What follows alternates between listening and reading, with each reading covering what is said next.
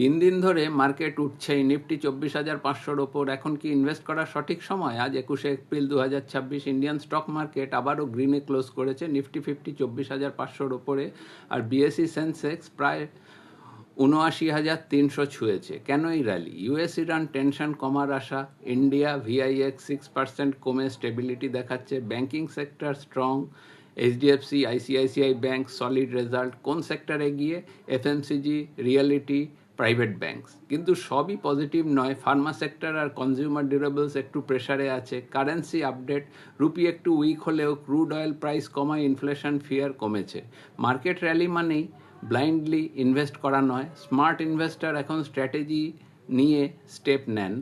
Timing না, planning important. আপনি কি এখন ইনভেস্ট করবেন নাকি ওয়েট করবেন? কমেন্ট প্ল্যান লিখুন, আপনাকে গাইড করা হবে। এই ভিডিও শুধুমাত্র এডুকেশনাল পারপাসের জন্য। ইনভেস্টমেন্ট করার সময় অবশ্যই আলোচনা করুন। ধন্যবাদ, নমস্কার, সকলে ভালো থাকবেন।